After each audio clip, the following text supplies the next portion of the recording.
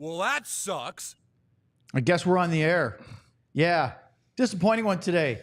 Kind of hoping for a measuring stick game or a showdown of two of the favorites to maybe win the Central Division crown. And instead, it was one-sided. And the Stars showed a lot of life in the third period when they were down 4-0. We'll break it all down on the DLS Dallas Stars postgame show. Luds, Sam, John, a.k.a. Hop Along Howie. I'm Owen. Let's go now.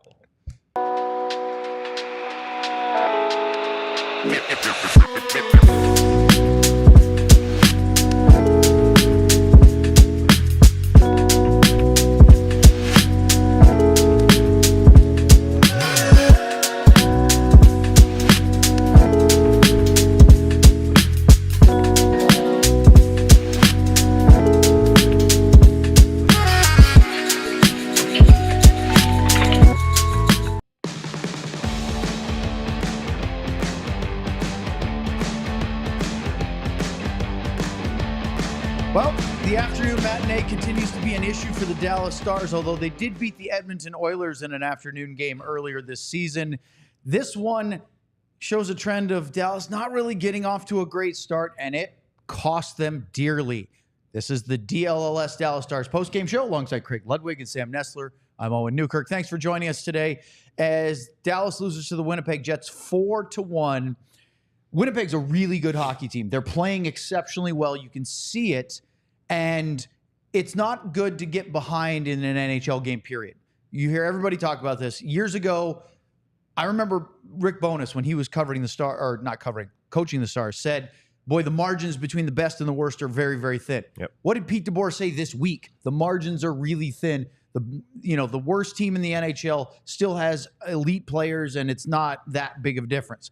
Well, today, that margin looked pretty wide because the Winnipeg Jets looked every bit the best team in the NHL. Yeah, you need to start on time, and especially when you're on your road and when you're playing against the best team in the NHL, and when you have fans like Winnipeg does, you just allow them. They're already into the game, the fans are, and so you just let them build and build and build, and you have to deal with that too. They didn't look like they were in the mindset that we're going to come out and just take this game away. And I think that what we saw from Winnipeg was kind of what we talked about in the pregame show, is where they're obviously running on all cylinders when it comes offensively, but they don't give you anything in their own end either. They're a tight group. We talk about people being down and having numbers down in the corners in front of your net. Well, they're from the hash marks down. They have 5 guys. And so if you're going to get chances, it's going to be on the outside. And yet I didn't see a lot of guys willing to get inside that pile and get a second and third opportunity. Yeah, I think we talked about in the pregame show of the teams being very similar. The Jets are kind of the last year's Stars right now, right? They have the elite American goalie. They're scoring a ton of goals. Their special teams has been great. They have 10, not probably even more now, guys with 10 plus points.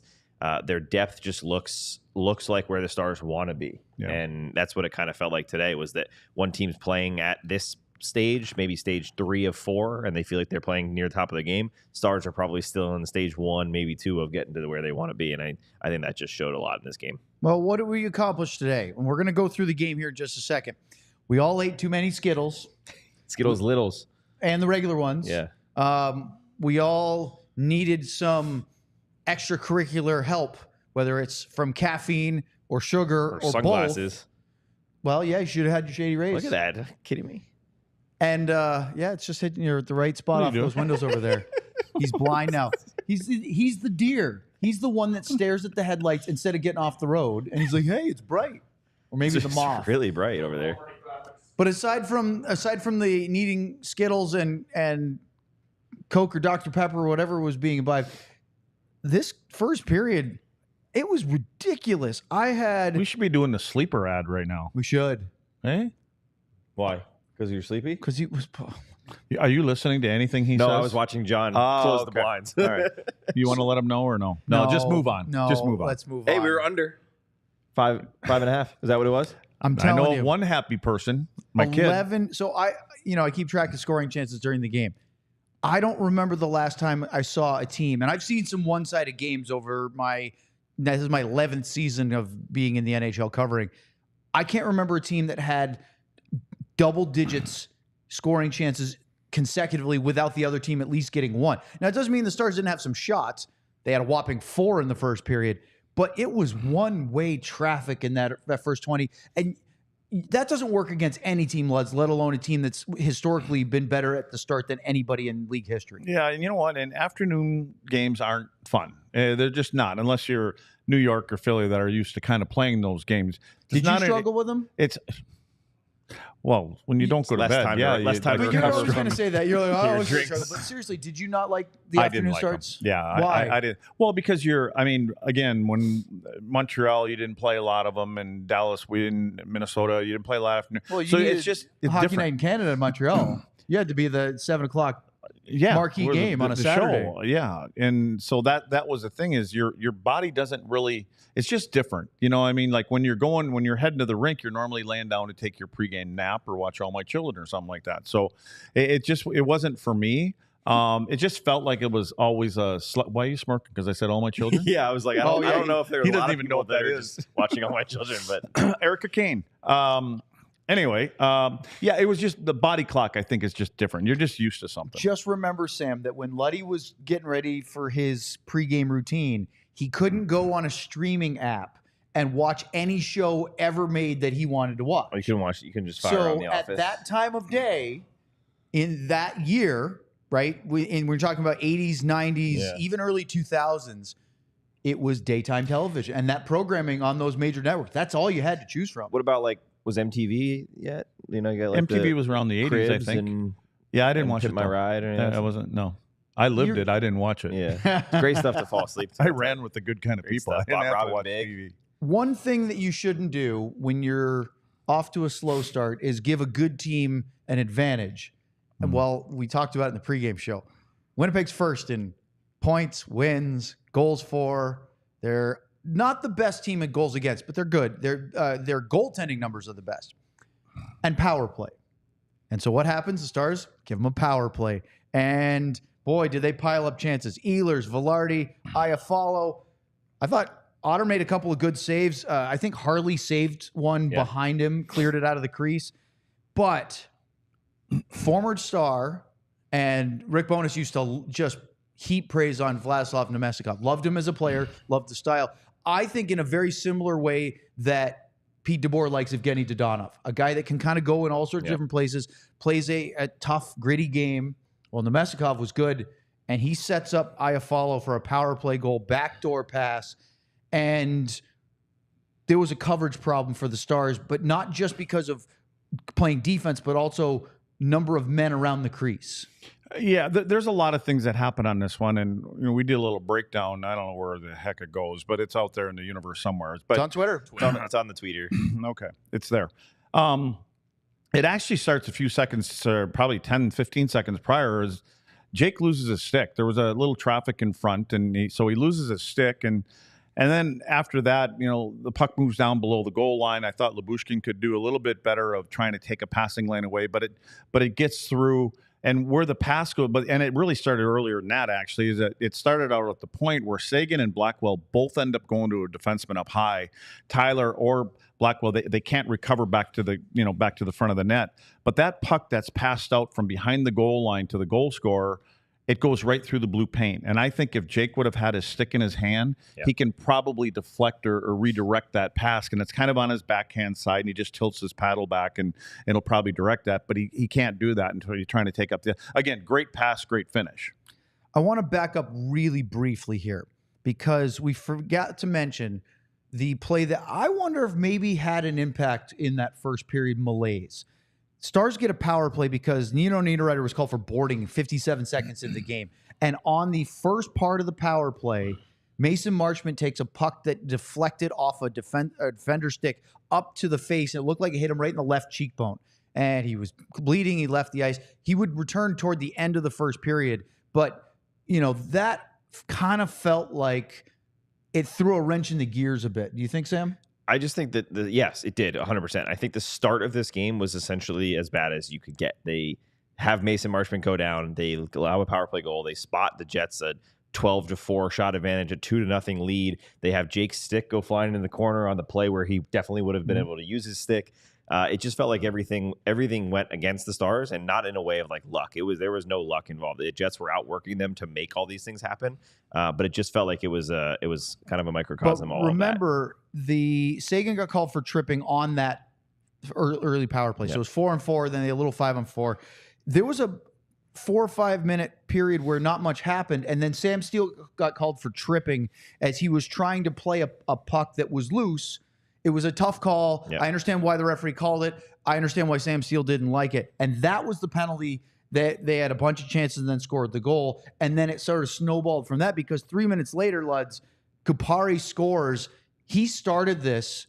Iafallo got a good shot away, but it was the forecheck by Kupari to strip it from Dumba, who was a bad turnover. Well, yeah, I'm not going to say that then he scored stripped. on He the didn't rebound. strip it from him. No, but he pressured him. And it wasn't even a lot of pressure. I think what Dumba tried to do is he tried to squeeze a pass up, through a think he lane tried that to wasn't force there. that? What he should have, and just my opinion, is when you have two. I mean, there were two guys on him, and he just steps inside his own blue line. He's actually skating towards his own net, and instead of bringing it back and trying to make play, if you just take that puck and you chip it right back out, while the other two Winnipeg Jet players are inside the zone, even if another Jet player picks it up, he can't skate in. It's offside. He's got to dump it, and you kind of fight to live another, And so I just think he should have put that puck out. He turns and he tries to make a play with it, and it gets knocked down. And yeah, you're right. I mean, the initial one, and it's follow the follow up, and Jake has no chance on that one. And he made a good save on the first one. Yeah. He had a couple others.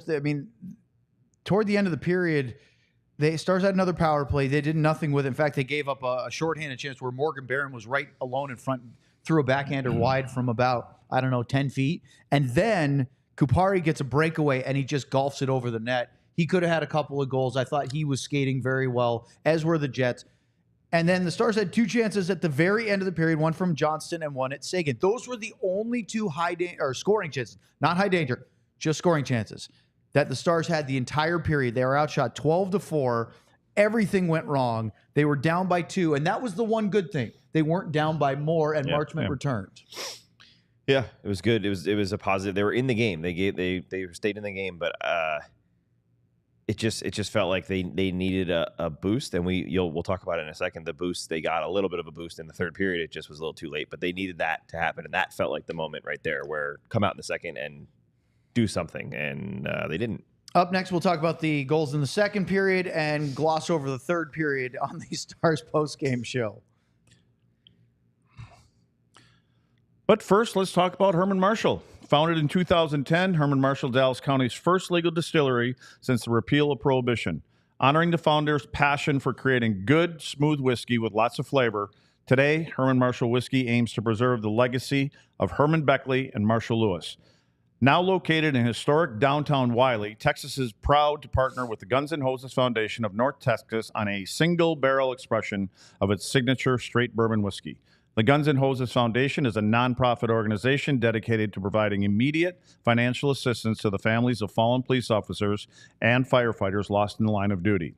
They're built from the grain up through family, fellowship, and friends. So for every bottle of single-barrel straight bourbon whiskey, Herman Marshall donates 15% of its revenue to the Guns N' Hoses Foundation of North Texas for those who went before. Available at Goody Goody Liquors and your other fine retailers. Let's talk about Roback now. It's quite simple. Roback Activewear. Best fit, best feel. The quality of the gear just speaks for itself. Their performance polos perform better in the heat than any other polos. They're moisture wicking, so the polo won't stick to you. And they have such a nice stretch, you feel like you're lounging in your pajamas. Their everyday shorts are the perfect combo for a day on the move. They look clean, but have the comfort of an elastic waistband. Again, perfect. Think about this.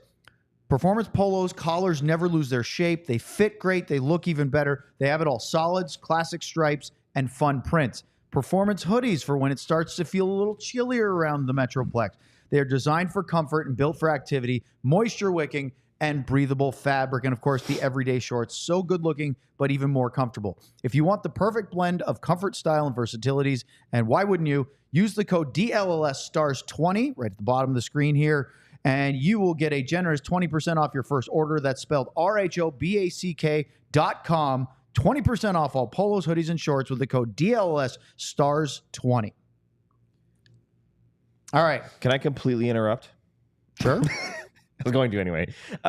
Just the chat's going off right now, and I wanted to ask this question before. By the way, going get on. your chat questions. The next segment, we're going to hit the chat hard. Yes, correct. The sky is falling in the chat, and I'm curious. The sky is falling. Just real quick. Is this why we're doing this? Real quick, you looking at the Stars right now, should we be more worried about this team than we were at the beginning of the season? I think we should finish this and then we'll. That's all I'm asking. Just quick yes or no. Should we be more worried than win? Should we be more worried about the ability of this team? Is this team still elite Stanley Cup I champion? think you should have led the chat off with that. That's a chat question. No, they're talking about it. That's what I'm asking you. No, I just want a yes or no. That's all. No, I mean, look, this team's not where they want to be, but they are 8-5, and I would take. I know a lot of teams would take 8-5 and having their struggles. So, like, I mean, Luds, they're talking about firing people and that's why I'm asking. Firing NHL people teams. and trading and all these things. Oh, I'm just curious if Is there's this game 13 or 4? What is game it? 13. I know we're not there, Yeah. but should there be any more concern that, hey, maybe this team isn't as good as we thought? That's all. I don't think the chemistry is there yet. The pieces are there. The parts are there. There's skill there. As everybody knows, I'm probably not the happiest guy about how they play in their own zone at times, but I'll just beat that to death and it won't matter. But you know, it's not there right now. And again, for coaches, they're frustrated. I would think that they're frustrated. And for Pete DeBoer, he's going to have to find a way to get some continuity and some in lines. And again, that guy's not coming back. And so you got to find that replacement. It seems like that one little peg that's missing is kind of scrambling up 2 other lines right now. I'm not going to do it. No, Who's not coming back? You can do it. What? I'm not going to say Joe Pavelski. I was just waiting. That's why I'm not gonna say. I'm over here giggling. I'm like Sam when he hears his little segue, his non sequitur. He couldn't contain himself. That's an excellent non sequitur. Thank you. And that was one for you. So let's go second period. Nemestikov scores pretty early on to make it 3-0 at 3:34 of the second period from Perfetti and Pionk. But it's not this collective thing. It's just a guy beating everybody to the post and then following up. How the heck did he have that much time to get the second shot off? Because that's the one he poked it on the wraparound on his second shot that went in. Well, if you take a snapshot of the way Winnipeg plays in their zone and you see tonight with their dark jerseys on, you're going to see 5 bodies from the hash marks down to the front of the net.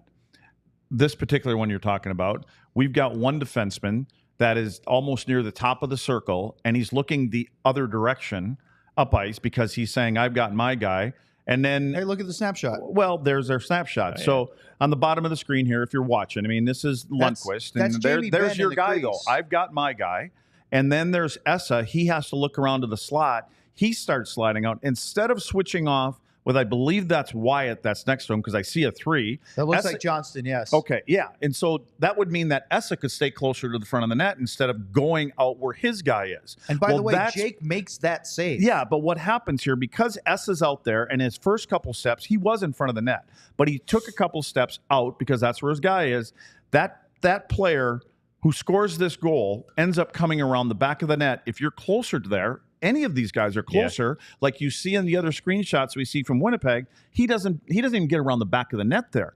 But now you just, you beat the goaltender there, and then you get a second whack because who was that? Jamie that was standing on the far side there? And Jamie he can't. saw it. Yeah, Jamie's there because that's his guy. But he can't get through But the he goalie. can't get onside. But we don't look at where all the bodies are. They're from almost the hash marks out. So it's just a different in philosophy. And again, I'm not going to keep beating it up because it worked fine for him last year. Yeah. But it's just when you have breakdowns, the problem that I have sometimes when teams play man on man, Lundqvist can go back to the bench and say, "I got my guy. My guy's out there. I got my guy. I did my job. But that's not the way I like. But you got scored on. Let's just talk about the next goal. All right, can we? next goal is 3 minutes later. Nikolai Ehlers, who was the one that was being covered by Lundqvist. Again, not blaming Lundqvist because that's what he's being coached to do. Yeah. But Ehlers scores his 9th of the year from Scheifele and Velarde on the power play at 7:14. It's a one-timer in the mid-slot. It looked like Jake was partially screened by his own guy in Essa. And it's 2 power play goals for the Jets. They finished actually 2 for 5 because they had a couple of what Razor called window dressings in the third period where it makes it look like they were better on the PK, but they were really non-involved plays. 2 for 3 in the first 2 periods. So on that particular play, if there's a guy, like you said, Ehlers is in the slot, because the puck started on the half wall, okay? And then there's the defenseman. Who's the most dangerous guy on the ice of those two guys? Sam? The guy closest to the net. The guy in the slot. Yes. Okay, well, if you watch the forward that was out there, and I believe it was Blackwell, when the puck was on the half wall, he took a step towards the defenseman, which leaves Ehlers wide open. Now, if there's nobody around the front of the net, Jake makes that save. Yeah. But like you said, there were a couple bodies there. Again, they have bodies. And go back to the first power play goal where Lyubushkin is trying to press Nemesnikov behind the net. And doesn't deny the pass, and he finds Iafallo wide open from the backside. And see, that's part of being an aggressive penalty kill. And when you're down low and pucks are, and the rule used to be like if you're the defenseman in front of the net and it goes down to the goal line, if you're from the middle, in other words, from the face-off dot to the net, you rotate and you go at him because you at less distance to travel. If he's past that point, it's a little further to go. You kind of hold your ice. You deny a pass that comes to the front. I think Lyubushkin gets caught in front. You know, I actually think the puck went through his skates. But regardless, there was other things. I mean, there were 3 or 4 things that went wrong on that play, but that's their system, and that's what they have to do. But if Lyubushkin goes at him and kind of goes down on one knee and kind of takes the ice away in the passing lane, you know, possibly that puck hits him. So, you know, I can look at that. It's so easy to sit here and break down plays, you know, when it's all over with, because things happen pretty quick out there. I don't know this for sure, Sam, but I have a hunch that that's right when Pete DeBoer decided he's pulling Jake Oettinger, but he didn't want to put Casey DeSmith in cold. So he said, this is my guess. Again, I'm just speculating here, but the goal went in at 7:14, and DeSmith replaced Oettinger about 2 minutes later on a stoppage. And I just wonder if he went, Casey, you're going in, go stretch out, limber, and the next stoppage of play after we get going, you're going in the net. It could be. That's also one of those weird arenas like Dallas where the goalie is way in the corner by himself. So there could have been a communication in order to get it to him. But you're right. It could have been. It doesn't take 2 minutes to send a carrier pigeon over there. You're right. You're radios and technology. Yeah, no, you're Ask right. Luds. Luds is a resident technology expert. He could tell you that there's communication between the bench and the dressing room and the trainers and equipment Funny guys. question. How do they get that info to him, to the goalie? Well, I mean, they're not taking a bird and just. I mean, he doesn't have anything. Is he telling equipment staff that's like over sitting with him because somewhere? not all of the trainers are on the bench. Yeah, and is that where they were? I'm assuming that's where they go to get off the ice too. Is that door? So Yes, their I would trainers believe are there. so. Okay, I was just curious. Yeah, What do you maybe think? maybe Smoke though. signals, Luds? Okay. I just love the extracurricular stuff. I also, you know what? I think that it's sometimes, and I agree with what you're saying is, Casey, get ready, you're going in. Yeah. I think it's harder for a goaltender to get pulled immediately after that goal goes in too. I do too. You know what I mean? Like, yank him right here. Yeah. So you give him a little bit, and then you kind of sneak away and get off the ice. But, you know, because the cameras are on him and the whole 9 yards. And it's as much an indictment on the whole team's performance as it was on Jake. Now, Oettinger wasn't great today, but at the same time, the team was awful in front of him. So this is this is a classic, you know, sort of say the stereotype move is you can't bench 18 skaters, so you change your goalie. And you could see when they made the change, Pete was barking at his players on the bench. They were a frustrated team, I think, offensively because they couldn't get interior. Yeah, you know, they had to fight through big bodies and a big wall out front, but.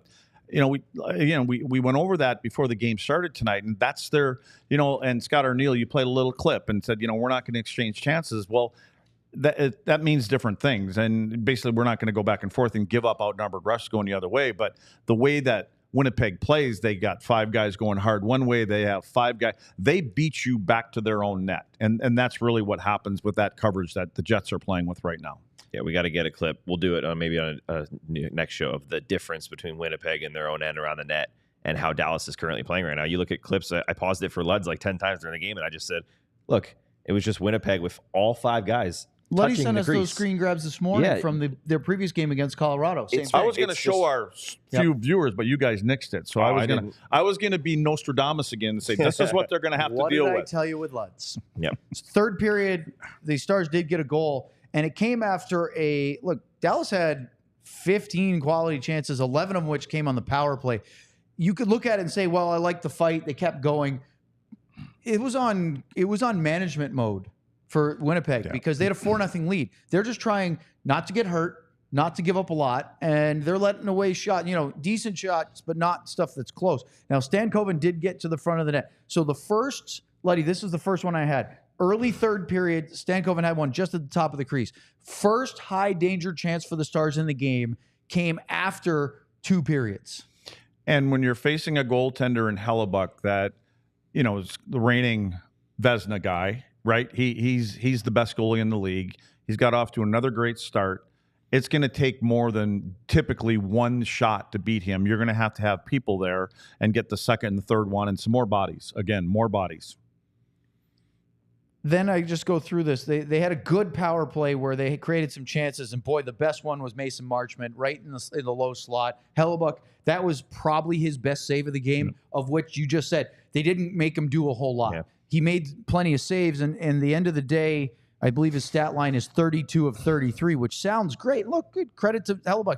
He stopped 32, but it wasn't as though he's getting into the change room going, guys, I'm wiped out. No, Sam, how many of them came in the last 10 minutes of the period? 20 of those were in the third period, so probably 15 of them came in the last 10 minutes. So yes, he did have to make some saves, but with a comfortable lead at the time. But we saw the stat after, was it first time in NHL history?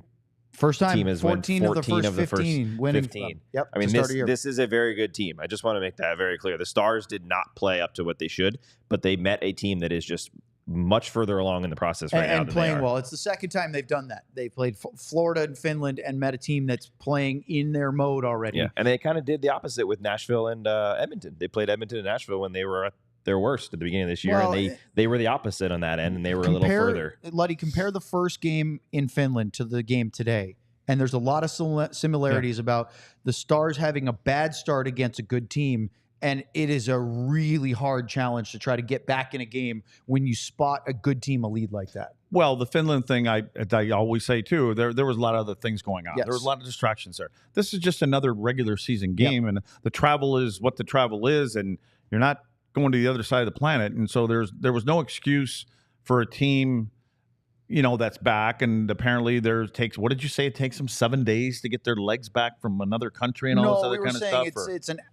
They say, it's about that. Full jet lag, like a week. The convention is it takes you about a day per hour of time change to get your clock back, something like that. So if it's 7 hours, it would be 7 days. You're right.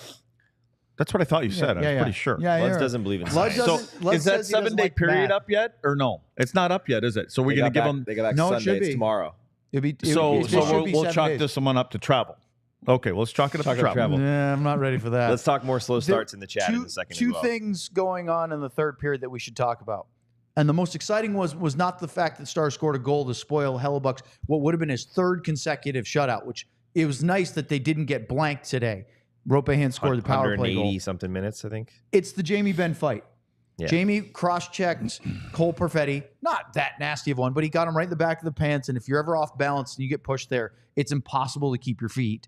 And so Perfetti went down. There was some nastiness in the game today, which actually I don't mind from two division rivals. But the nastiness started around the front of their net.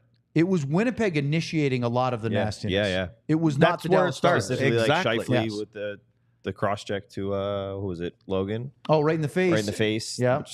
Let's talk about Jamie that. got a penalty on that one too, right? Wasn't it the? Yeah. So Jamie, if we look back at it, and this could be just us making more of it, but Logan Stankoven takes a punch to the face from Scheifele on a little scrum. You can see Ben even trying to get into it. Which, by the way, that's that Ehlers goal that made it 4-0 was on Jamie's penalty. Jamie Benn takes a penalty with getting gloves up to the face of another player right after that, and then later, Perfetti was it, I think, cross-check Stankoven, gets a penalty right after Bork threw that big reverse hit, and Ben goes after Perfetti, and he's the one. Was it Perfetti that he cross-checked? And he cross-checks him. So whether we're making more of it or not, they never forget. Yeah, Jamie was. Not calling Jamie an elephant. What Jamie did is he took a number. He took a name and a number, and if he wasn't going to get a little payback in your mind, you have to kind of see how the game is going to go, how it's going to play out. It wasn't playing out well. If it would have, if they get a little closer, you wait till the next game. This one was kind of down the road a little bit. Jamie saw an opportunity, and then, their captain does what he generally does. Larry, you got to give that guy credit too, because I promise you, I said this to you guys. Yeah. I said Larry's going, oh shit, dude, I don't want to do this, but I got to do this. I don't want to do this. And Larry's tough. He's a big guy, strong. He is, but he should have went with his instincts. But boy, he got tagged at least, Sam, we counted at least three some big really left good. hands. It started with a right hand which was like it was more than a jab, but it looked like Lowry was starting to come in. If you ever do it like a boxing thing, like your opponent's starting to walk, and the right hand stopped him up, just like, oh, okay, wait a minute, I don't want to get hit like that. And then he caught him with a couple lefts, and that second one almost buckled him a little bit. He did not enjoy that at all. So I tweeted something like that where I said, it hasn't been a good day, but boy, Jamie had a decisive victory over Lowry. And this is one of the things I love about Twitter, is that I found somebody that disagreed with me on this, which No way. If you On watch, Twitter? I know, it's hard to believe. Disagreement? Wow. It really is difficult to believe. But if you watch that video again, and by the way, Victory Plus sent out a replay and a close-up, you can see Jamie really connect with those punches. This guy who happens to be a Winnipeg fan didn't know they allowed announcers to drink You're during following games. a Winnipeg fan? No, or no, Winnipeg no. fans following you? Yeah, following me. Didn't know announcers were allowed to Didn't drink? know announcers, or they ain't got allowed much of a announcers to life. drink during games. Well, first Like of all, about you're saying? they have, yeah, he's trying, I think Oh, okay, got it. I didn't know if this it is was pretty about clearly saying that I don't know what I'm talking about. Yeah. If you look at the video, I know Well, exactly what I'm talking about. We're not saying he's wrong. Yeah. Well, Maybe didn't. both can be true, but for different reasons. Yeah, but we'll say, like, as much as this is a cliche, Jamie Benn knows this team plays the Jets, 3 more times at least. So 3 more games. have him Yep. at least remember that we didn't go down without a fight. We came back in the third and at least put up a little bit of a thing, just a little bit too late. The next time they will play is December 1st. That's in Dallas. That's right before the deadline for the Four Nations. Did you guys get any clarity why Jamie was asked to leave the game, by the way? Yeah, he got a 10-minute misconduct. Yeah, Oh, I didn't. Yeah. Okay, I didn't so see they that. didn't just say, hey, I think they decided that he had I was had down enough- here plugging. I was in the wrong studio, as a matter of fact. Lutz was. I was getting ready for the post-game show in the wrong studio. I go, Owen, is he just going down there to do something like, or does he think we're in there? And John's like, oh no, he's plugging the thing in the wall. And then I hear Lutz later, we're not in this studio, are we? Well, I'm not. Well, this is usually for the Dallas Cowboy guys. We never get the big stage. true. So Right. I wasn't used to that. I figured that you had had enough of this game. You just didn't want to see anymore. Oh, I did have enough of the Yeah. game. Yeah. All right. Well, up next, we're going to take your chats. Super chats, regular chats, maybe even Twitter stuff if we have time, right here on the DLLS Dallas Stars postgame show. Is me? Oh yeah. Empire Today. Empire Today, you get shop at home convenience, the right product for your needs, quick and professional installation, and a low price guarantee. They are your one-stop flooring shop. Simple as that. They keep Empire Today keeps shopping for floors simple with a curated product selection. Empire's philosophy is to help you find what you need and not overwhelm you with thousands of choices and substitutes. What they leave out of their selection is just as important as what they put in.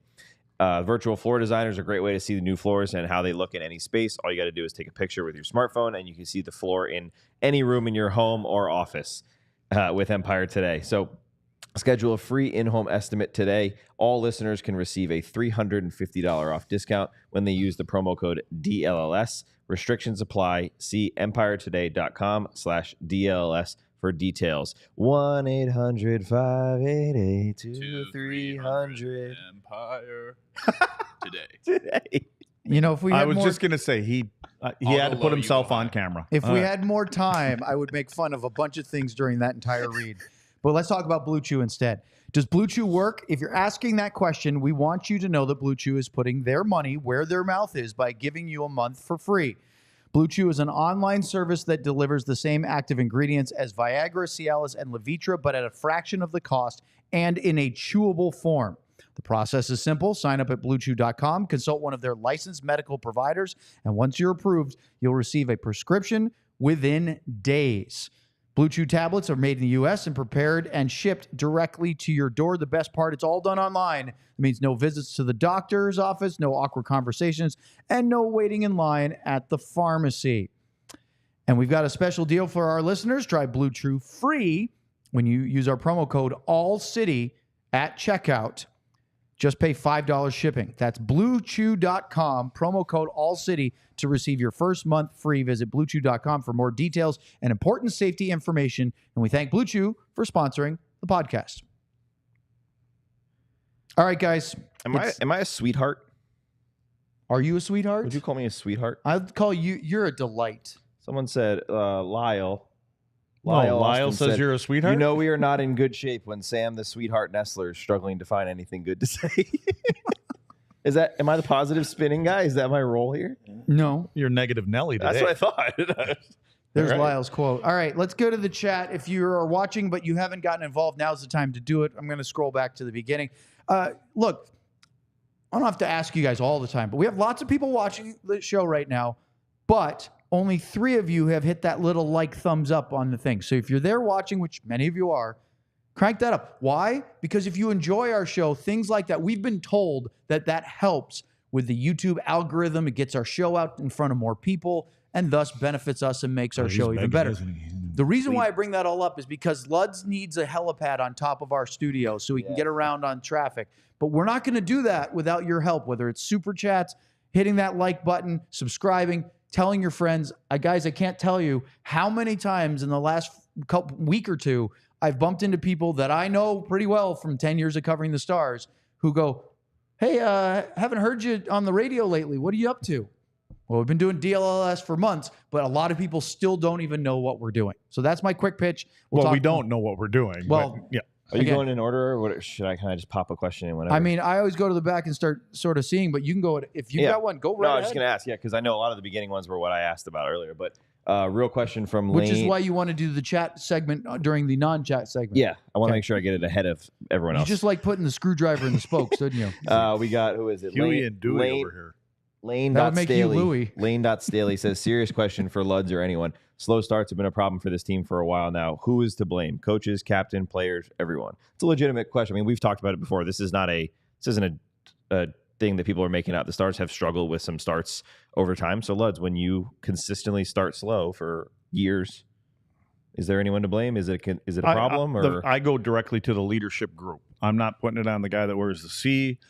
There and it's not just the guys with the letters, because the whole goal is when your captains is to continue to pull more guys into that group, and so the more you have in there, the better your team is, and so it's collective. You know, I mean, listen, there's times you might as well send the janitor in there sometimes, because if you're going to have to listen to the coach, because coaches only can say so much and change it up. It's the same message, but they want it to sound different. So ultimately, you're going to point to the room. And when teams win, who do they point to? They point to the captains and the leaders. So when things aren't going well, I'm sorry, it's the captains and the leaders. Christian has a good one, and I want to throw that at him. That's why. It has top chat, not live chat. I have it sorting differently. So instead of in order, it's whatever they think is. I have it sorted to go right to junk. Christian wrote an interesting one. Can you explain the logic of Dodonov on the top line? I think we all agree Wyatt or Stankoven would benefit Robo and Hintz so much more. Dodonov to the fourth line and Bork to the third line, which, by the way, is the lineup they tried at the very beginning of the season. Yep. And they didn't really like it that much because some of the slow starters we talked about in a pregame show. Thoughts? I think the only way I can say it is I still do not know the answer for the forwards. Do you have I mean, we said Stankoven as on the top line was something we really like to see. They've tried it. It hasn't been great, but is that more that hasn't been great, or that they haven't had enough underneath that and they had to move Logan down to get someone else going? I just feel like we don't have an answer yet. I think that when we're talking top line, I'm assuming we're talking about Robo and Hintz, right? Yeah. Yes. Well, I think those two need to step their game up then. And whoever plays on that wing, they welcome into that room. But the other thing that we talked about also in the pregame show is whatever it's going to be, I think you got to give them some time. Like, I don't think you can make a decision. The more you keep jumping back and forth and moving things around, we know that there's one line when they're healthy is really good, right? The Duchesne line is good together. I think that when Stankoven is on that top line, I think he brings more to those two guys because he does a lot of work. He's digging around in the corners. He's in front of the net doing some of the dirty work that those guys don't have to. But then, and I think Jamie and Wyatt can bring somebody on their line. It doesn't have to be a Stankoven. It could be whoever you guys think, and they can drag him into that fight too. But ultimately, they're gonna. It's up to the guys that are making the big money to make the guys that are on that line better. But sometimes you just have to do a little bit more. You're just not doing enough. And in my opinion, 21 and 24 have to do more. Yeah, a bunch of guys need to do more. Yeah, I completely agree. But the question for like 3 Luds, along with that, I think we've talked about it a couple times. Are you a big believer in giving a line or pairing or something a little more time than kind of Pete DeBoer does? I am for sure, because again, go back to our day, and there were some guys that didn't enjoy the way that we were playing. And so I had to go in and negotiate, and I started with a big number. And all I asked Hitch, I said, Hitch, you want me to come in and tell you things? Here's the deal. Want to play a little differently. And there was a big thing. Well, that's the reason we have this group, is we're supposed to be a conduit between you and the players. Well, here we are. And I said, give us some time. And I started with 5 games, to be honest with you, because I knew I was never getting 5 games. And he's like, no way, give you 2 games. I'm like, Hitch, you know that's not enough. Anyway, ultimately we agreed on 3. Went back, told the guys that. And that first game that we played, it was the middle of the first period, and he was already going to change something. And all I did is I turned around and I said, Hitch, 3 games. And then credit to him, he went, yeah, okay. And ultimately at the end of 3 games, he changed it back to the way he wanted to. But then we became a bigger group, and but yeah, I think you have to give some time to some guys, but they've got to prove that they can be on that. Like, somebody's going to get elevated, right? I mean, somebody's getting elevated, somebody's getting demoted, however you want to look at it. But ultimately, it's about the 23 guys that are in this club. Yeah, I agree. I think what you said was perfect. It's not necessarily as much about who's on that top right wing. It's can the other 2 who are supposed to drive the line. Pete said it too. Yep. He said the duos they have, Marchment, Sagan, or Duchesne, Sagan, I can't remember what he was saying, Ben and Johnston and Robertson and Hintz, those need to drive the lines. And then you fill in the next guy that helps them out there. But yeah, it's not Marchment and Sagan, it's Duchesne and Sagan. Yeah. So if I said, okay, take that line out. So I'll give you Robo, and you take Hintz. What does Robo bring to the line? 2A line. 2A line? Yeah. Well, what is his job? His job is to score goals. Okay. He's a shooter. Okay. He's a big guy. He actually can play more physical than people think he can. I think he could do it more. But his job is to get the puck, go to the net. He has an innate knack of putting it past goalies. Okay. So I would say to that then, he has to get in areas that he can score goals. He does. He's not doing that part. He's not. Okay. So he still has responsibility there. So what is Hintz's job then? As a player, what do you think he brings to that line? 200-foot game and speed. Drive the defense off, create space. And go to the net. I will say go to the net. Because I don't see him around the front of the net. I saw it when Jamie went up on that line, was like 2-3 games ago, and he kind of got punched in the face and fell down, whatever. But because Jamie started a little scrum, those kind of guys go, oh man, I got to go in there too now. So because that's what I say. Those kind of guys bring guys to the party, and you want, coaches will do that all the time. He's not going here. He's not doing this. You know what? I'm putting him on this line, and he's going to have to do it if he wants to stay, in the game. So. Yeah. Yeah, there's responsibility. I just think that all teams, they live and die off their best players, and so you need more. I have a couple here in consecutive order. Christian wrote, I literally came back from Finland on Tuesday, and my clock was reset by Thursday. I expect better from pros with extra days. Thank you. Yeah. This whole 7-day thing, I don't get. Just to be clear, that was not said by the team or anything. That was us saying. No, that was us saying the general jet lag. General public saying, "Hey, I feel." But I do agree. They haven't. No, looked. I thought you talked to some shrink or some guy that knows. No. This was just some general thing about so jet lag. no credibility with this thing per hour, whatever. No, you can trash it even more. I tore my ACL and played in my beer league game that night. Energy. Yeah. That's anecdotal. You forgot to put yourself on camera on that. Do you have another one? I do. Go ahead. There he is. Lane wrote in, if we had a whole team of Stankovens, we'd be chilling. LOL. This dude has so much heart. I love his game. Agreed. Yeah. Mentality. Agreed. Imagine I'm not saying these guys don't, but just imagine the high level of skill on certain players with the grit or the energy of Stankoven. But a lot of times you don't get that because why does Stankoven have that energy? He had to be that way. Otherwise, he's never going to make it to the NHL. Well, I'm going to... we use this name when there was no. I'm going to use it, but there's no Joe here to do it, guys. Yeah. Don't wait for Joe because we don't have Joe. I didn't necessarily mean that Joe. I could have said Stan. Talking about Thornton. There's Stank. That's Stank. Well, if you precede it by saying I'm going to say a name, then I'm going to. Well, I didn't, but I didn't say Joe, the ding name. Okay. Well, but that's the thing is a lot of times that guy's not here, guys. We don't have that guy, so it's in this room. That's the thing that we're. Again, I don't think these guys are tanking or it's.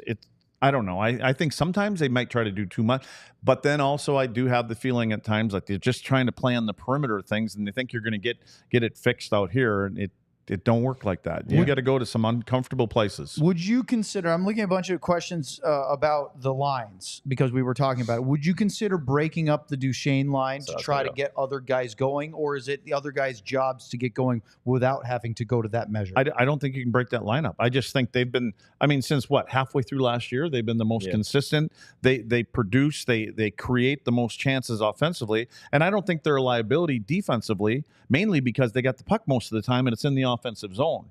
But when there has been things in the D zone, I don't think that you're going to go, oh my God, that guy doesn't know how to play in his own end. I don't think that's a problem.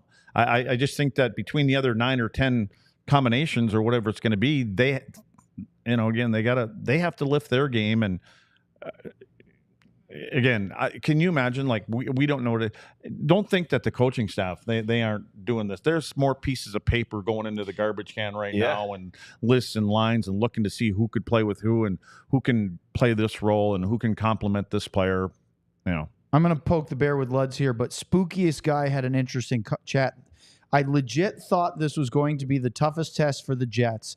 It sounds like he's a Jets fan. And Dallas was just not pushing back on zone entries and just not beating the Jets to pucks. They were dumping in on entry. That they were what? They were dumping stuff in. They weren't pushing back on zone entries. And who was dumping in? They're saying that Dallas wasn't pushing back or getting in on the zone entries. And they were very not winning. Easy and They're clean winning the foot race to get to those dump-ins. Yeah. To the pucks that Winnipeg was putting in. That's right. Both. When they go back and get it, it was clean, and Dallas wasn't doing it. That was the point. Yeah. I just, again, I think territorial games, they're important. Really good stuff in this. I really appreciate. We all do. We could go further, but we got to keep moving on, because up next we got to do our Herman Marshall moment of the match. It should be a fun one today, as the Stars lose to the Jets 4-1 on the DLS Dallas Stars postgame show. But first, let's talk about being a diehard. Now, look, one of the things that you missed was the special that was going on up until the beginning of this week. That doesn't mean you should stop considering or shouldn't sign up to be a DLS diehard. In fact, it's a great way to enhance your viewership and our coverage of the Dallas Stars, Rangers, Mavs, and maybe even the Cowboys. Had a pretty big announcement happen today with their quarterback. Not only do we do post-game shows, we have live shows and podcasts every day. The other night, the Mavs post-game show stayed on for an extra hour till they hit 10,000 YouTube subscribers, so they had a lot of fun with that. In fact, John tried to do a bit by unsubscribing to the DLS YouTube page. Oh, I didn't try. It worked. And then it worked, and they had to stay on 5 more minutes because of it. Yeah, what an absolute troll in a great way. Plus, there's premium written content from guys like Sam and Sean. You get 20% off events, great merchandise, including shirts like this one, the DLS flag shirt. And yes, they have this design in all 4 colors of the primary Dallas teams, including green for the Stars. And so I'm right there in the office if you by want to the way, not only do you get a discount on merchandise, you get a free promo code for a free shirt once a year when you sign up to be a diehard.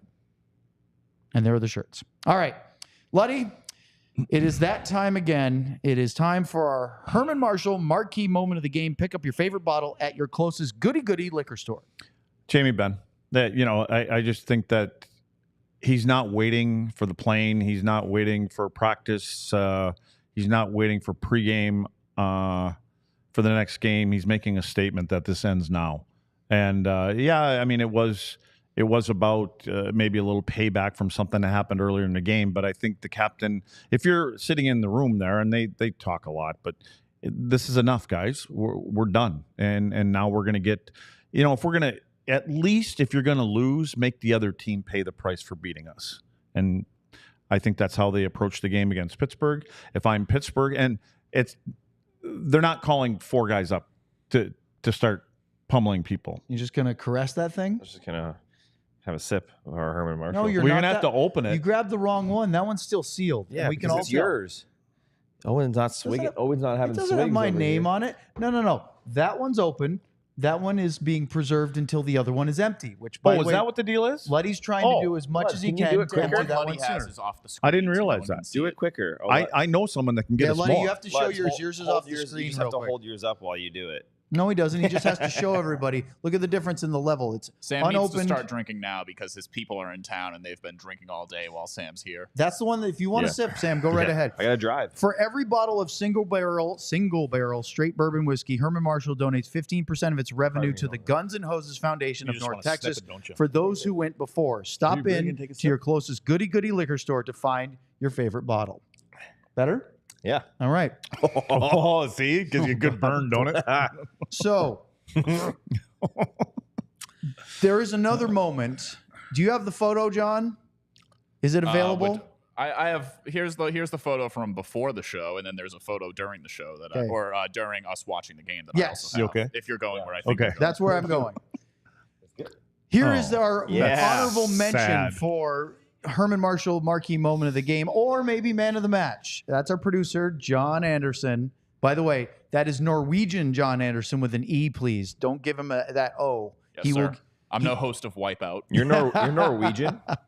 And there is, so he had a pregame mishap, pre-show mishap of his own doing, by the way. Nobody touched him. It was those a little bit in my fault. Football, they always talk about those being soft tissue injuries because it's not on non-contact. Non-contact. Very injury. dangerous. What's the one you have from during the game? From during the game, it is me icing the foot in a trash can. Boy, that is a great angle. That's nice. That So- seems to be the same ice that's in the cooler that we use for our Well, drinks. when I went up there originally, he just had his foot in the cooler with all our where we put our where we get the ice in. He said, "Should I take some ice out here or what?" Cup and, so I was told that was unsanitary. I was so trying I to took it tell out. John that he should put some water in there and have it be an ice bath, not just ice cubes, because it's not very comfortable to put your foot in just a bunch of ice. Yeah, you gotta get a eventually little it water in melted, there. But originally, I could not keep the foot in there. But anybody who didn't watch the pregame show and doesn't know what we're talking about, Sam was bringing his people up to see the office earlier today. You give a little tour? I got up to go make sure our elevator was unlocked. And I guess my foot was asleep or something because I stepped with my left foot, and then when I stepped with my right foot, my entire foot just rolled underneath the weight of me, and I crashed into the earth like a meteor. Surprised I didn't hear it. Rangers, I think if you go back and watch the Rangers show that was live, I think the cameras shook a little as my. Would have been awesome if you did. Oh, yeah. 'Cause Buddy, I called you. It all would have been funny if it was on the phone. 167 pounds hitting How the floor. much money would you give for a video Yeah, recording? do we have security no, I don't cameras in think we here? have No. live surveillance We around need a them. fixed shot in here. But if- Luds is like, we better not have security That's cameras in going here. on. No. But no, seriously, like, how much do you think Let's you just would runs pay to I'm not see a good with photo security of cameras. John just completely wipe out on his own like that? What are you saying? We should we should find it somewhere. Super We chat? can We make it. reenact it? We can make it happen. Oh yeah, Yes. let's do a reenactment But video. I'll be despite that, I John. think we delivered some good content during the show. I Is managed this to where get- everybody starts tuning out? Is this where the clicks go off or something no, like that? We're still live? We're going up right now. No, we're actually being more entertaining than we were talking about. Remember, the team. Sam had a People are shot. I had a from Herman shot, Marshall. so I'm ready to go. Let's do an extra hour. Hey, we you know, were there's still another able- we were still podcast able- I listen to. It's called Drinking Bros. We're drinking bros We now. are. We're There you drinking go. bros. We had to get to the next level, and now we are. I could have like half that bottle right now. I'm going to the concert across the street after, and I kind of need my foot to be numb right now. Are you calling an Uber, or Gonna do be you standing. got one of those people at the airport with the cart to take you over to your concert? Well, the concert's Well, like I know 20, we don't it's want you to literally fall in the middle down. of Yeah. We don't know if you can make it. Scooter. Give him the scooter. Let John ride the scooter. Yeah, I didn't Scooter. bring it with me 20 today, feet but across the street. he could have had the scooter to cross the street. House of There is a Blues. crosswalk. All right, I'm going to pull it back in for a couple minutes here, guys. Makes sense. Oh, and can I have go. a man It's of the Saturday match? night. It's hockey related, I promise. If you'd like to do man of the match, John, let's do man of the match. All right, so at some point in the second period, our guy Mason Marchment was approximately a molecule away from the net. And surprisingly, there he is, right in the middle. He did not shoot the puck here, much to Ludz's dismay as we were watching the game. So, man of the match for me is Mason Marchment. Well, he did take a shot to the face in the Yeah, first that's period. a double win. I thought that's where Double. you were going, was That's a- taking the puck to the that's a face and double- coming back. No, I'm gonna go negative here. I don't know if this I'm is not a man of Stars the fan. match. I don't He's know how a- to do the positive thing. John's from Boston. You got to go negative. Yeah, he No should shot have. of I mean, that's a little bit of a problem right there. If you're Yeah. watching that, that's a little bit But of it's the problem. not just on Marchman; it's on the whole team. The whole right now. Hey, let's do an on-demand video and watch some clips of overpassing, because I think that's something we can really dive into, and we can't do it live on the show with video. So let's do one of Right, those. explain John, why we John, can't. take a note, please. More work Luddy, for me. why in your mind is this happening so much? Because last couple of years, they were a tic-tac-toe score goal team. Right now, it's not working. And eventually, you kind of have to go back a little bit, and you got to dumb things down. And let's see if we can find a game where we put up 40-plus shots and bring some more bodies to the front of the net. Get. I guess I'd say get some more there instead of wanting to score some ugly goals and getting them on track. I think they think that maybe we got to score some more of the goals that we're used to scoring, which they do have the ability to do, but it isn't like working right now, like as well as they want it to work. So I just think you have to become tougher to play against, and that's offensively and in your own zone and along the walls. And I don't think that they're real tough to play against right now offensively.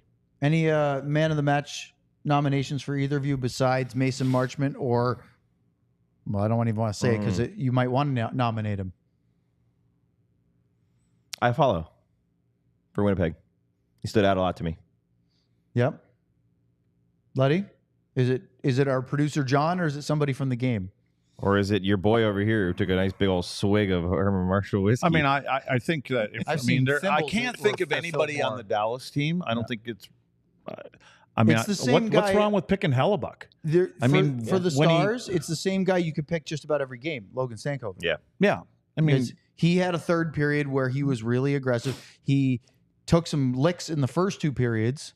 There were some high hits. I mean, again, he's a little guy, and Winnipeg has some big boys on the back end, some pretty tall defensemen. Yeah, and you know what? For them big guys, he's hard to play against. Mm-hmm. His center of gravity and where he is and the way he plays, and he's got a wide base on him when he gets, he spreads his legs. He's hard to move, and for a bigger guy, if you don't have position on a smaller stature guy early, they roll right off you, and they end up getting position on you. Yeah. I'll say Esa Lindell would be, if I had to pick a Stars guy, he was the one who stood out to me. Why? A lot of good plays with the stick, shorthanded, block shots, things like that. He was just the only one I saw that didn't look out of place in the defensive end very often. I thought Kupari looked good today. I thought Nikolai Ehlers looked good today for them. Yeah. Just keep naming Jets. Jets. You can just say top. I thought, top honestly, guys, forwards. I thought Vladislav Nemestikov was flying out there today. He looked really good. He was really good for them. And, of course, Hellebuyck. But it wasn't because Hellebuyck was dazzling. He just did what he had to do. Make the saves that were at him. He didn't look overly stretched at all. Casey DeSmith didn't allow any goals coming on playing the second half of the game. He had a couple of diving saves to keep it. I'm curious as we look at the upcoming schedule here. You think the plan will be stuck to because Jake only played half the game?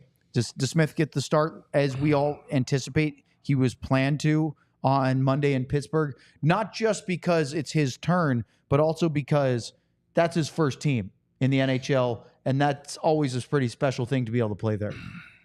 Knowing that, by the way, you've got Boston next Thursday at home, and then you've got Minnesota on the road. And Jake told me last week, actually, no, it was this week. God, it's only this week. But when they came back from Finland, the one game that matters most to him is at Minnesota. Yeah, he's playing that game. That's for sure. That's the one that he said, I don't do it, but if I had to march into the coach's room and say, I want to play that game, he goes, that's the one I feel strong. He goes, but I wouldn't do it.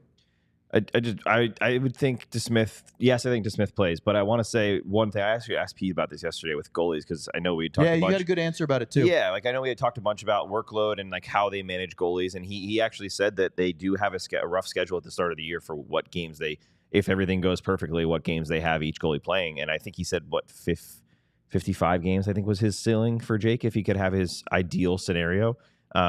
But he also said workload was number one. He said, we do look at opponent, we look at past, we look at history, but really it comes down to workload. If the workload is a 50-50 split, then we start to look at those other things. So that plus the fact that Pittsburgh's not a heck of a lot worse than Boston right now. You're not looking at the Boston Bruins that we know. So it's not like it's a powerhouse versus a struggling team. Pittsburgh's scoring some goals right now, but I think DeSmith goes in for the fact that you look at the best. Jake's had 2 bad games in the last 3.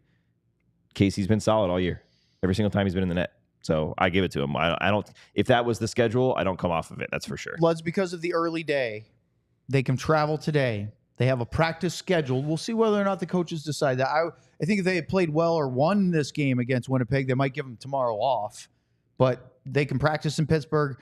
They can play on Monday against the Penguins. What are they talking about as they get ready for that game? I hope they're talking about themselves. not Pittsburgh, not Crosby, Malkin, goaltending choices. They're talking about their game. They have to worry about themselves. Right now, everything is it's about the way that we're going to play. And again, we know that they've been discussing all of these things. But I think as a group, I think that there should be no panic, but there needs to be a little team powwow. Get in someplace, go have lunch, if you can, and just say, guys, the floor is open. What do we got to do to get the team to where we believe and we have confidence that we're going to get to, but we need to get it to it sooner or later because Winnipeg's getting out there in front. I mean, 12 points up on them right now. Yeah, and Mini's kind of rolling along too. So, and Kaprizov leading the league in scoring now. You got 60-some games left, right? And again, you got plenty of time, but the further that they get out in front of you, not only will you not have possibly that first seed that everybody thinks that they can get to, you may be starting on the road in the first round too, which isn't always bad, but Yeah, I mean, you're low-hanging fruit, Sam, but this was game 13. Luds was right. 69 games left in the regular season for the Stars. Yes. 69, that's their lucky number. Yep. Hey, Luds. By the way, that's where they get it rolling. Here's what I want to end with today because we're out of time. We will be on for Monday, 5:30 pregame, 6 o'clock puck drop because it's in Eastern time. Burned Oil's in the chat. LOL, John needs to man up and just walk on it. Thank you. And that is how we end. Thanks for watching today. For Luds, for Sam, for the hobbled John, I'm Owen. Luds, can I get a ride home? We'll see you Monday. We all silly like the mayor.